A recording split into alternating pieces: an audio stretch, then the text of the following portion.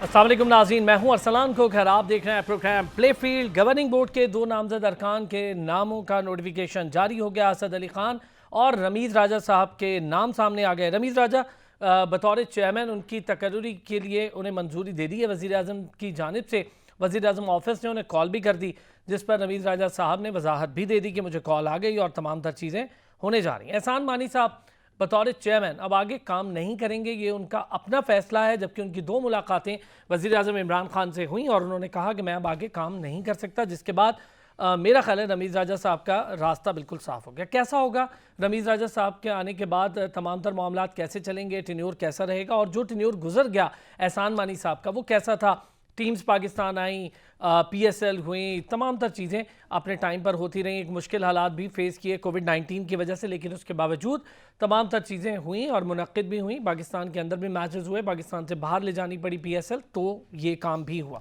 New Zealand और England की security teams Pakistan का दौरा कर रही हैं। कज़ाफ़ी स्टेडियम का दौरा हो चुका है और माहिरीन तकरीबन अब तक की जो इतलात हैं कि वो पुरएतमाद दिखाई दे रहे हैं और काफ़ी सेटिस्फाई हैं। ICC ने T20 वर्ल्ड कप के शेड्यूल का ऐलान कर दिया। पाकिस्तान वेस्ट इंडीज़ में खेली, उससे पहले इंग्लैंड खेली। इन तमाम तर चीज़ों पर आज बात होगी। कर्नल रिटायर्ड नौशाद साहब ने हमें ज्वाइन किया है। साबिक टेस्ट क्रिकेटर हैं, ICC के मैच रेफरी भी हैं और पाकिस्तान क्रिकेट बोर्ड के साथ मुख्तलिफ ओहदों पर काम किया है। बहुत सीनियर और बहुत बेहतर क्रिकेट को जानते हैं। कर्नल साहब, बहुत शुक्रिया आपने आज वक्त दिया। और उनके साथ साथ हसन रजा टेस्ट क्रिकेटर हमारे साथ मौजूद है। हसन भाई, अस्सलाम वालेकुम। Thank you very much Afsan भाई, आपने प्रोग्राम में मुझे सर थैंक यू। कर्नल साहब, मेरा ख्याल है सर आपसे शुरू करें। सर, कैसा रहा टेन्योर एहसान मानी साहब का? फिर उसके बाद मैं ज़रा रमीज़ राजा साहब के आने के बाद जो सीनियर्स को खदशात हैं उस पर भी आपसे बात करूंगा। पहले बताएं सर, एहसान मानी साहब ने अपना टेन्योर ठीक से सर्व किया, सारा कुछ ओके, सब लोग खुश हैं? देखिए, एहसान मानी साहब को मैं बहुत ही अच्छी तरह जानता हूँ। मेरा ख्याल है इनसे मेरे ताल्लुकात हैं कि अबाउट 30-35 ईयर्स के, और ये एक बहुत ही क्रिकेटिंग फैमिली, पढ़े लिखे आदमी हैं जिनकी ICC के साथ बहुत ही खिदमात हैं। पहले ये वहाँ पर एज ए कंसल्टेंट काम करते रहे, फिर उसके बाद ICC के साथ ट्रेजरर भी रहे, और वो टेन्योर भी खाने के बाद ये फिर ICC के चेयरमैन भी बन गए। बेसिकली एक चार्टर्ड अकाउंटेंट है और बहुत ही अच्छी फैमिली से। आपको शायद मालूम होगा कि रावलपिंडी में एक है लंदन बुक डिपो, जो कि तकरीबन सारे लाहौर, इस्लामाबाद, लाहौर सब जगह पे है। इसके ये ओनर भी हैं। मतलब ये बहुत ही काबिल फैमिली से हैं, बहुत ही इज्जत वाले लोग हैं ये। इन्होंने पूरा टर्नओवर बहुत अच्छी तरह गुजारा है, और मैं समझता हूँ कि पाकिस्तान क्रिकेट बल्कि वर्ल्ड ऑफ क्रिकेट में ये एक प्रोमिनेंट फिगर जिसको आप कहते हैं वो है ये। इन्होंने पाकिस्तान क्रिकेट के लिए बिहाइंड द सीन भी बहुत काम किया है, और सबसे बड़ी बात यह है कि present prime minister of Pakistan Imran Khan से इनके ज़ाती ताल्लुकात हैं। He is been already looking after the Shaukat Khanum hospital, और अब उसके बाद जब रिटायरमेंट का वक्त आया, इन्हें बोल्ड तरीके से बड़े सोचने समझ के बाद इन्होंने फैसला किया कि वो इस 3 ईयर्स के बाद इसको कंटिन्यू नहीं करेंगे, और आई थिंक इमरान खान ने इस चीज़ को महसूस कर लिया। अगर आप थोड़ी सी इनकी देखें तो he is now 74 years old, which is थोड़ी सी ज़्यादा एज मैं समझता हूँ इनकी, जो कि इनके लिए एक पॉइंट जो था इन फेवर में नहीं था। अब भी जहाँ तक इनका ताल्लुक है कि ये पाकिस्तान के लिए कितने सूदमंद रहे, आपने खुद ही इंट्रोडक्शन में बता दिया। कोविड के बावजूद भी, बहुत सी हैंडीकैप्स के बावजूद भी इन्होंने अच्छा काम किया, और जो इंटरनेशनल क्रिकेट पाकिस्तान को लाने में और पाकिस्तान के ग्राउंड्स को आबाद करने में इनका बहुत बड़ा हाथ है। जी बहुत शुक्रिया। अच्छा कर्नल साहब, मैं इस पर ज़रा और भी बहुत सारी चीज़ों पे आपसे बात करूंगा। मैं चाहूँगा हसन भाई से भी इस पे कर लूँ। हसन रजा साहब, सर बहुत सारी चीज़ों के बीच में एक चीज़ नज़र आती रही, वो कॉन्फ्लिक्ट हम देखते हैं, वो तो कहीं भी किसी भी ओहदे पर हो जाते हैं, लेकिन कभी कभी खबरें आती रही कि किसी बात से खुश नहीं है, कभी किसी मामले पर खुश नहीं थे एहसान मानी साहब।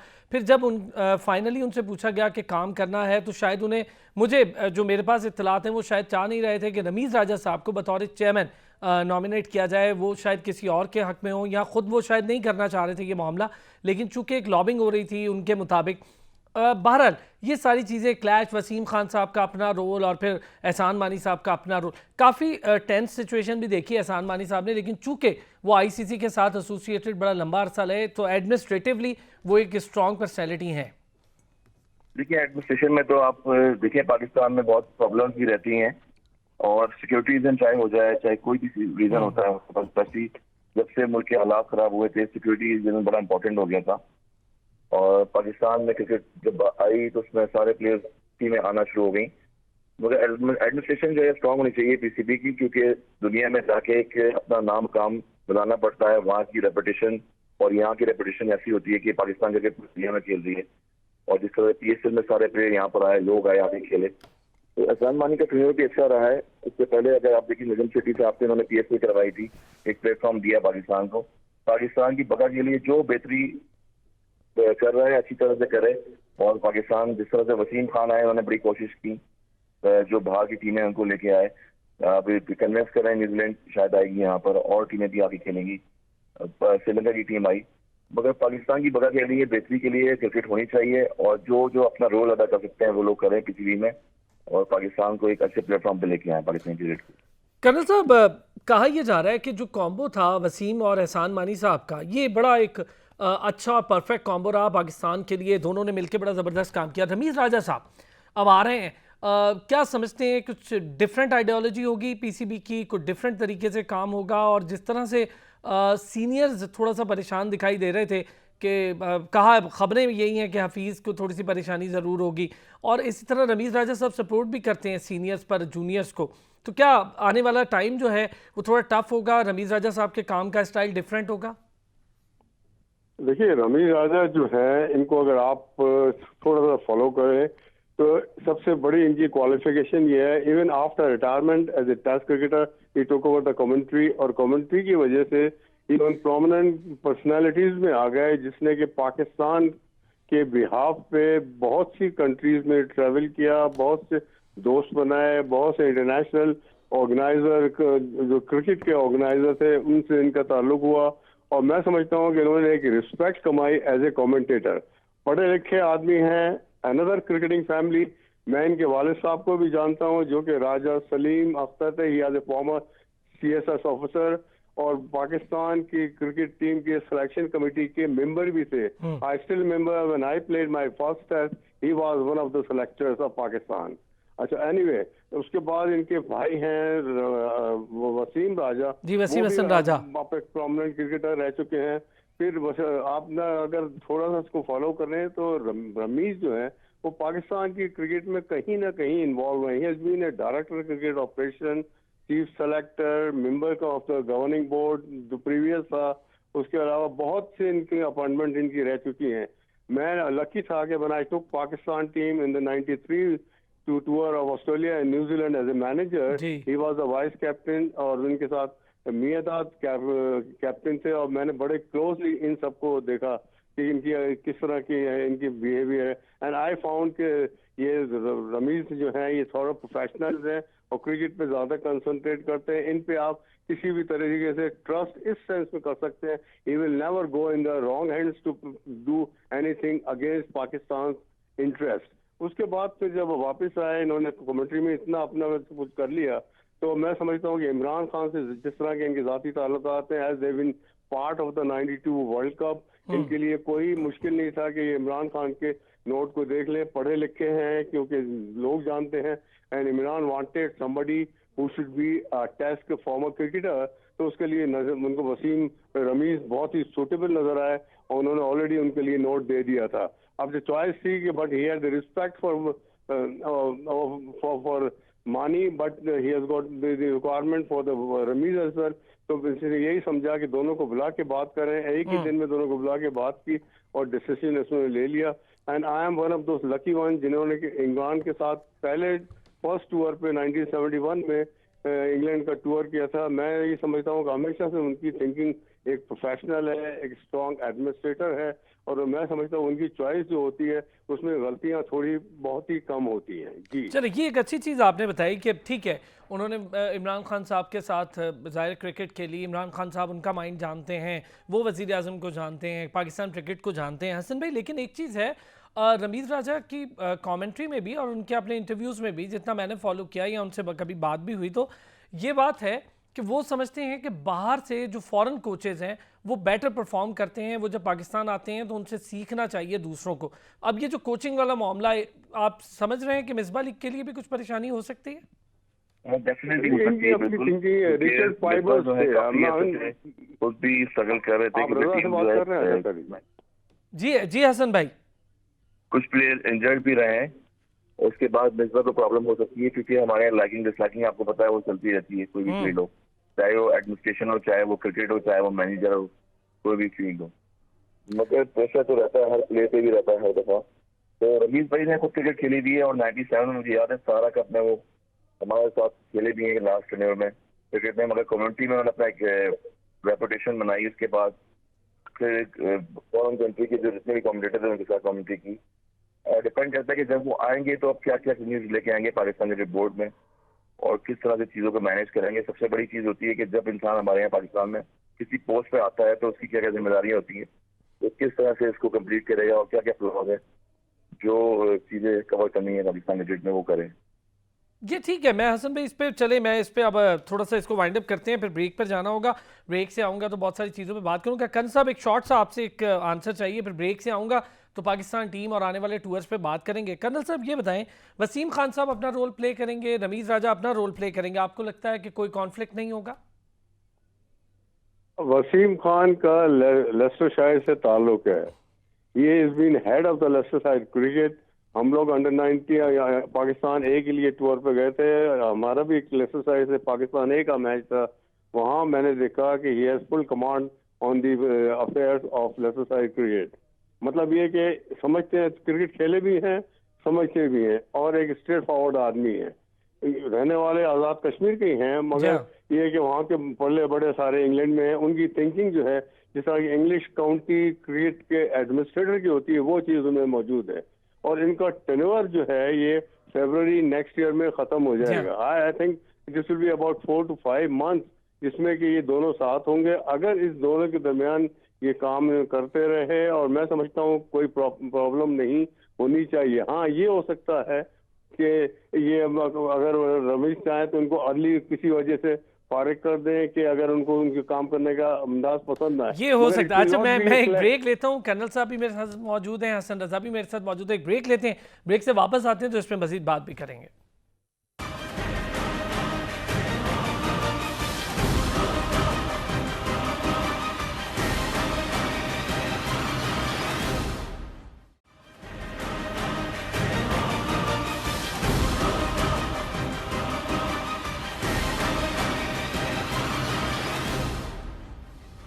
वेलकम बैक जी। ब्रेक पर जाने से पहले बात हो रही थी, रमीज राजा साहब आने वाले हैं चेयरमैन के तौर पे पाकिस्तान क्रिकेट बोर्ड के। कैसा रहेगा मामला, वसीम खान साहब से किस तरह आगे बढ़ेंगे दोनों एक साथ, और किस तरह से पाकिस्तान क्रिकेट के लिए बेहतरी हो सकती है। ज़रा डोमेस्टिक स्ट्रक्चर पर भी अब बात कर लेते हैं, और फिर जो टीम्स ने पाकिस्तान का दौरा करना है, फिर पाकिस्तान के लिए एक अच्छी और बड़ी ज़बरदस्त बात यह है कि दोनों बड़ी टीम्स हैं, न्यूजीलैंड भी और इंग्लैंड भी, दोनों बड़ी शानदार टीम्स हैं, पाकिस्तान आएंगी। और अगर शायकीन को यकीनी तौर पर मौका मिलता है क्रिकेट देखने का, तो ये एक बहुत बड़ा ज़बरदस्त मोमेंट होगा शायकीन के लिए भी और हम सब के लिए भी कि इसको कवर करें। कर्नल नौशाद साहब मेरे साथ मौजूद है, हसन रजा साहब मौजूद हैं। हसन भाई, अब टीम्स ने आना है पाकिस्तान, दोनों बड़ी टीम्स हैं, इंग्लैंड और न्यूजीलैंड का दौरा है। एक तरफ ये खबरें भी हैं कि शायद इंडिया हमेशा की तरह, इंडिया तो है ही, आपको पता है साजिशी है, हमेशा की तरह कोई ना कोई डैमेजिंग करने की कोशिश करे इस दौरे को, वो अपने आईपीएल के शेड्यूल से मुतासर करने की कोशिश करे। लेकिन बहरहाल टीम्स ने आना है।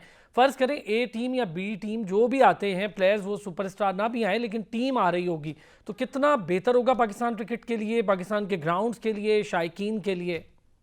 डेफिनेटली बहुत बेहतर होगा, क्योंकि अब जब पूरे पाकिस्तान में हो रही थी तो उसमें यही प्लेयर्स हैं वर्ल्ड के जो यहाँ पर आके खेले, चाहे वो मुल्तान स्टेडियम में, चाहे वो ट्वेंटी स्टेडियम में, चाहे वो कराची स्टेडियम हो, लाहौर। तो जितनी बड़ी टीमें आती रहेंगी उतने ही पाकिस्तान की जो सिक्योरिटी रीजन है वो इम्पोर्टेंट होता रहेगा, और लोग आएंगे, दुनिया के लोग, दुनिया की टीमें आएंगी। अगर आपको याद होगा 2001 में ब्लास्ट हुआ था कराची में, न्यूजीलैंड के बाद कराची आई थी, उसके बाद से अब कोई भी टीम ये नहीं है, न्यूजीलैंड नहीं आई, मेरे ख्याल में काफी अर्से बाद आएगी। अच्छा साइन है पाकिस्तान क्रिकेट के लिए। ऐसा ही है हसन भाई, मेरा ख्याल है ये जो दोनों टीम्स हैं अब 17-18 साल बाद इस तरह से वापसी हो रही है, जैसे साउथ अफ्रीका की हुई, इसी तरह इंग्लैंड एक लंबे गैप के बाद आ रही है, न्यूजीलैंड एक लंबे गैप के बाद आ रही है। जी हाँ, हमने कन्विंस किया। उसके बाद कीनिया की ये टीमें थी वो आई, श्रीलंका के बाद जो इंसिडेंट्स हुए वो लाहौर में, उसके बाद फिर जिम्बाब्वे की टीम आई, और वहाँ की काफी टीमें हैं जिन्होंने काफी पाकिस्तान क्रिकेट का साथ दिया, पीसीबी का बहुत साथ दिया। उसके वापस पीएसएल में ये प्लेयर्स है सारे, उन्होंने साथ दिया वापस ये खेलने के लिए यहाँ पर पूरे पाकिस्तान में आए। तो इंग्लैंड मेरे ख्याल में आएगी, और अगर न्यूजीलैंड आएगी तो बहुत बड़ा मार्केबल होगा पाकिस्तान क्रिकेट बोर्ड के लिए। वहाँ की मैनेजमेंट, वहाँ के लोग सारे जो है इंशाल्लाह मेहनत कर रहे हैं कि जितनी से जितनी ज्यादा क्रिकेट पाकिस्तान में आए और प्लेयर्स फॉरेन कंट्री के आए यहाँ पर खेलें, ताकि आके पाकिस्तान का एक इमेज जो है वो बरकरार है पूरी दुनिया में। बिल्कुल ठीक बात है। कर्नल साहब, किस तरह से टैकल करेगा पाकिस्तान इस मामले को? अगर इंडिया बीच में कोई रखना डालता है आईपीएल वाले मामले में, प्लेयर्स के आने में कुछ मामलात होते हैं, उसकी जगह दूसरे प्लेयर आते हैं, तो पाकिस्तान को यकीनी तौर पे इस पे नज़र रखनी चाहिए। मेरा ख्याल है बोर्ड अब स्ट्रॉन्ग तरीके से बात करने की पोजीशन में होना चाहिए। आपने ये, आई थिंक ये जो आपने बात की है ये सबसे इम्पोर्टेंट है। सबसे इम्पोर्टेंट फैक्टर यही है कि पाकिस्तान का एटीट्यूड, पाकिस्तान के अरेंजमेंट्स, पाकिस्तान की thinking, and I am pretty sure कि पाकिस्तान की जो सिक्योरिटी एजेंसीज हैं या those who matter in this respect, they are already aware, they must be working on that. इसमें कोई ऐसी बात नहीं है। मगर मैं समझता हूँ कि देखें, अगर आप थोड़ी सी हिस्ट्री में जाएं तो India has try to dent you in all respect, whether it is cricket या कोई भी और दूसरी चीज हो। इस चीज पे नजर रखनी पड़ेगी। थोड़ा सा डेवलपमेंट ये हुआ है कि हमारे नेबर में अफगानिस्तान की सिचुएशन जो है वो डेवलप हो रही है। हो सकता है कि ये सिचुएशन जो है कुछ दिनों के बाद इस तरह पे आ जाएगा जो पाकिस्तान के अंदर जो हालात हैं उसको फेवर करे, या अगर फर्ज करिए एक्सप्लॉइट होती है और ये सिचुएशन खराब होती है तो उस पर भी पाकिस्तान को काफी ख्याल करना पड़ेगा। और मैं समझता हूँ कि पाकिस्तान की सिक्योरिटी, अगर आपको शायद याद हो कि पाकिस्तान की सिक्योरिटी एजेंसीज ने ऐसे ऐसे मौके पे इन चीजों को आइडेंटिफाई किया। ट्रू, और बड़ा जबरदस्त हैंडलिंग। कर्नल साहब, इसका तो पूरा क्रेडिट पाकिस्तान की आर्म फोर्सेस और सिक्योरिटी एजेंसीज को जाता है। मैं उसी पर आ रहा हूँ बिल्कुल, क्योंकि देखें हमारे लिए कोई नई बात नहीं है। We have been facing this thing as a nation, as a country for long many years. तो इसके लिए हमने थोड़ा सा एक्स्ट्रा एफर्ट करेंगे। आई एम प्रीटी श्योर कि इंडियंस को कर्व करना या इंडियन के डिजाइन को डिफीट करना इतना बड़ा मुश्किल काम नहीं है, और इंशाल्लाह ये काम कामयाबी से असल होगा। में कर्नल साहब एक चीज और भी है, मैं चाहूंगा आप दोनों हजरात इस पे थोड़ा सा कमेंट भी करें कि जब आगे T20 का वर्ल्ड कप होना है, वो यूएई होना है, और आईपीएल का जो झांसा दे रहे हैं वो लोग सबको, वो यही दे रहे हैं कि आप अपनी तैयारी कर लेंगे, आपके प्लेयर्स तैयारी कर लेंगे वर्ल्ड कप की, आईपीएल वहीं पर होने जा रही है यूएई में। ये जो ड्रामेबाजी इंडिया करता है डैमेज करने के लिए, मैं इसके ऊपर कह रहा हूँ कि पाकिस्तान क्रिकेट बोर्ड को इस मामले को काउंटर करने के लिए अब सोचना होगा, और मेरा ख्याल है रमीज राजा साहब भी होंगे, वसीम साहब भी होंगे, तो ये बड़ी भारी जिम्मेदारी होगी। जी हसन, आप कहिए। जी हसन भाई। जी बिल्कुल सही कह रहे हैं, क्योंकि बड़ा इंपॉर्टेंट रोल होगा। रमीज भाई की तो खुद काफी रिलेशन रही है, देखना है कि वही मैंने आपको बताया कि जब ये सीट संभालेंगे चेयरमैन की तो क्या क्या डिसीजन लेंगे, कौन सी चीजें हैं जो कवर करेंगे पाकिस्तान क्रिकेट की। क्योंकि एक कमेंट्री में जब ये जाते रहे तो सबसे एक रिलेशन रहे, चाहे वो आईपीएल में उन्होंने कमेंट्री की हो, चाहे वो इंग्लैंड में किए, चाहे ऑस्ट्रेलिया किए, तो सबसे रिलेशन उनके अच्छे होंगे। मगर अब ये जिस पोजीशन पे आएंगे पाकिस्तान क्रिकेट की, तो वो एक ऐसी इंपॉर्टेंट रोल पोजीशन है कि वहां पर डिसीजन लेने पड़ेंगे आपको, जो वहाँ की बेसिस आएगी, भारत क्रिकेट बोर्ड होगी, उसमें ऑस्ट्रेलिया क्रिकेट बोर्ड जो भी लोग होंगे उनसे मामला तय करने पड़ेंगे पाकिस्तान क्रिकेट के लिए कि कहाँ पर पाकिस्तान क्रिकेट को फ्यूचर में फायदा हो रहा है, किन चीजों का, और जिससे वो पाकिस्तान क्रिकेट में इम्प्रूव करें।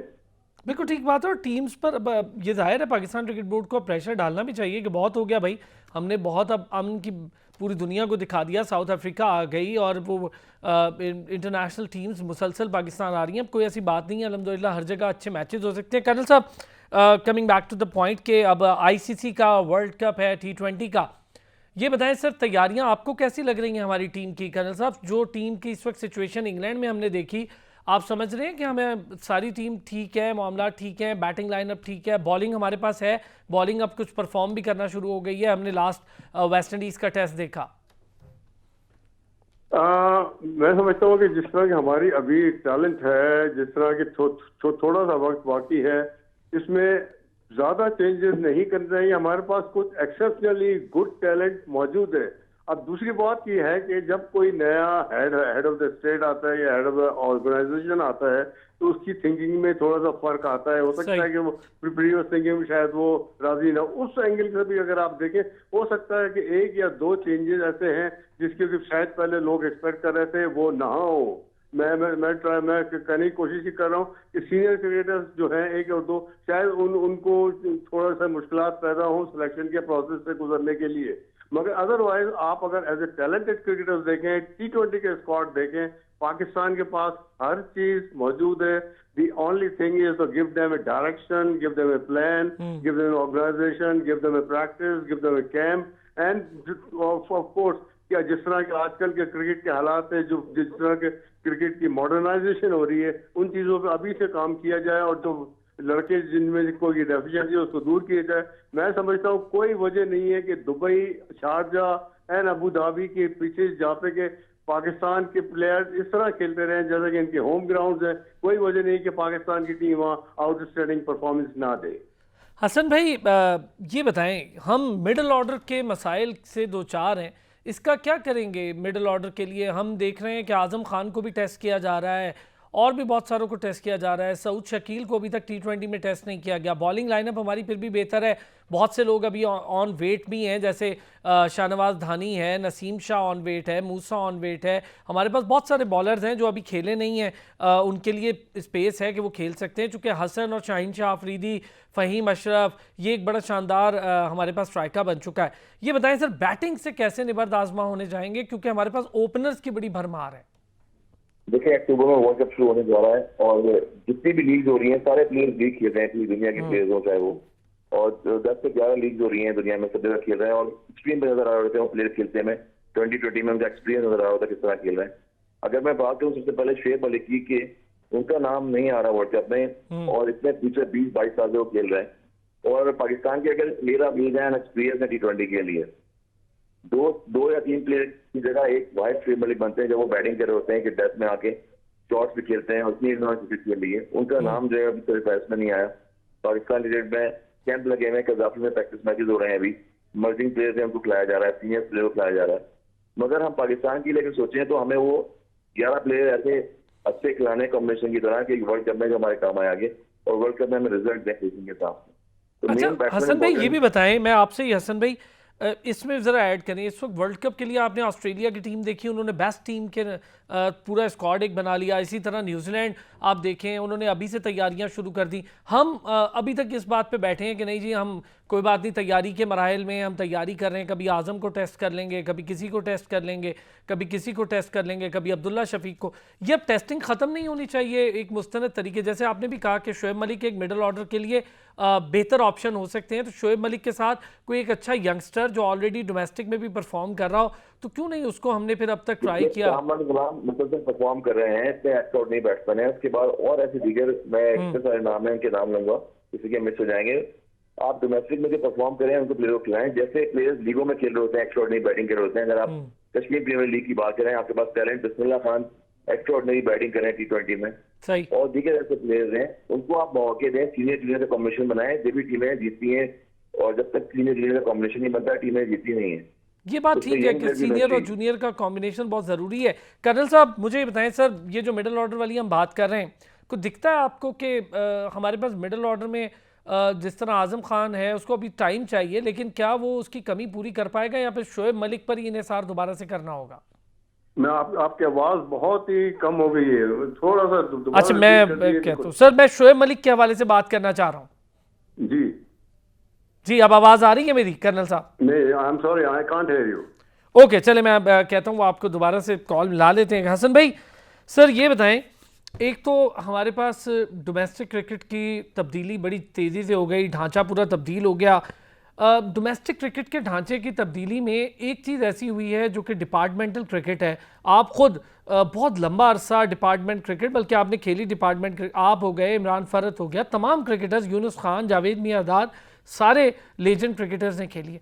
इसके बाद जो अब तब्दीली हुई है, क्या आप समझते हैं कि इस मामले को भी वापस लेके जाना चाहिए डिपार्टमेंट क्रिकेट का? आप बेशक खाना अलग कर दें, वो एक अलग क्रिकेट खेलें और जो एसोसिएशंस हैं वो अलग क्रिकेट खेलें, लेकिन होनी चाहिए ज़्यादा क्रिकेट. डेफिनेटली होनी चाहिए. मैंने बताया कि 192 प्लेयर्स खेल रहे हैं, अब तक 6 रिटर्न बनी है. डिपार्टमेंट में 500 से ऊपर लड़के खेलते थे. हर डिपार्टमेंट में एक डिपार्टमेंट से 25 लोगों का नाम जाता था. ट्रू. और उसमें सबको चांस मिलते थे और 10 मैचेस होते थे फर्स्ट क्लास के. कंटिन्यू सीनियर जो 19 प्लेयर खेल के आ रहा वो भी खेलता था. सारे प्लेयर्स में इन्वॉल्व होते थे, उनको चांसेस मिलते थे आगे. मगर अब डिपार्टमेंट बंद हो गए हैं, जिसकी वजह से बहुत ज्यादा फ्लॉज आए। कुछ लोगों ने क्रिकेट खेलना छोड़ दिए और उनको ब्रेड एंड बटर क्रिकेट थी, क्रिकेट से इतना डिसअपॉइंट हुए हैं। कुछ लोग जॉब कर रहे हैं क्योंकि मंथली सैलरियां नहीं मिल रही हैं उनको। फाइनेंशियल जो है हमारे यहाँ वो चीजें नहीं है जो दीगर कंट्रीज में होती हैं, वहाँ पर उनको फाइनेंशियली स्ट्रॉन्ग किया जाता है। वैसे बड़ी इंपॉर्टेंट बात है हसन भाई, आपने ये बड़ी इंपॉर्टेंट बात की है कि फाइनेंशियली भी स्ट्रॉन्ग करना होगा उन प्लेयर्स को जो डिपार्टमेंटल लेवल पे क्रिकेट खेल रहे हैं या फिर फर्स्ट क्लास में, चूंकि वही प्लेयरों ने आगे जाके खेलना है। पैसे होंगे, घर चलेगा तो फिर आगे मामला चलेगा। मैं कर्नल साहब से भी इस पर बात कर लेता हूँ, उनसे रब्ता हो गया। कर्नल साहब अब आवाज़ आ रही है मेरी? जी सर, मैं पहले तो आपका व्यू इस पे शोएब मलिक पे दूंगा कि मुझे बताएं कि मिडिल ऑर्डर के लिए क्या हमें वापस शोएब मलिक की तरफ देखना होगा? देखिए, अगर आप मैं एज इंडिविजुअल बात कर रहा हूँ, इसमें आप सिलेक्शन कमेटी से कॉन्फ्लिक्ट की बात नहीं है। ठीक है। शोएब मलिक को अगर आप देखें, आलो इसकी 38-39 ईयर्स के करीब एज हो गई है, मगर ही सुपर फिट। आप एक बॉल जमीन पर रख दीजिए, he will pick up the ball without any extra effort. मतलब what I am trying to say, he is fit, number 1। Number 2, he is got experience also. फिर उसके बाद ये टीम की दरमियान में जहाँ पर आपको पावर हिटर की जरूरत पड़ती है, and which we are lacking in the middle for the power hitting के लिए, शोएब मलिक बड़ा सूटेबल क्रिकेटर होगा जो कि खुद भी खेलेगा और सामने वाले लड़के को भी खिला सकेगा। तो I am all for including at least 1 or 2 seniors जो कि पास्ट रिजीम के हैं, उनको जरूर शामिल करें, और वो ना कि खुद अपने लिए कुछ करने की कोशिश करेंगे बल्कि टीम के लिए भी एक एसेट होंगे। तो शोएब मलिक को मेरा ख्याल है जरूर कंसीडर करना चाहिए। कर्नल साहब, आप इस पर भी जरा बात कर लेते हैं। डिपार्टमेंटल क्रिकेट का खात्मा हुआ, बड़ा लंबा काम हो गया। आप समझते हैं कि देखिए ये बहुत बड़ी डिबेट है, क्योंकि I have been a part of this process. मैं आपको बताऊं, इसमें अगर आप लगाएंगे बहुत टाइम लगेगा। इन नटशेल ये कह सकते हैं, अभी जो नया सिस्टम आया है, it's been under trial, the powers are not being fully handed over to the association जो पाकिस्तान में नहीं बनी है। उनको पावर मिल जाए, उनके पास फाइनेंशियल एसेट्स आ जाए, उनके पास स्पॉन्सर आ जाए, फिर हम देखेंगे कि लड़कों को कितने पैसे मिलते हैं, कम पैसे मिलते हैं, ज्यादा पैसे मिलते हैं, और अगर और भी ज्यादा देने की जरूरत है तो उसके लिए फंड्स कहाँ से आएंगे। I am sure this is not a very big problem जिस तरह के लोगों ने बनाया है। और जहां तक इसका ताल्लुक है पुराने लड़कों की नौकरी हो, यस आई डू एग्री कि डिपार्टमेंट उनको सपोर्ट करते थे, लेकिन जब नया सिस्टम को रेवोल्यूशन लाना होता है तो there are certain sacrifices has to be done. ठीक है, यानी सैक्रिफाइस हो सकते हैं, सैक्रिफाइस के साथ आगे चला जा सकता है। हसन भाई, ये बताएं कि फ़खर जमान को एडजस्ट कहाँ करेंगे, कैसे करेंगे? फ़खर जमान ओपनर होते हुए तीसरे, चौथे, कभी 5वें नंबर पे खेलता दिखाई दे रहा है। फिर हमारे पास एक प्रॉपरली ऑलराउंडर की बड़ी कमी है। ऑलराउंड परफॉर्मेंस में ना तो इमाद वसीम उस तरह से पूरा उतर पा रहा है और ना फ़हीम अशरफ।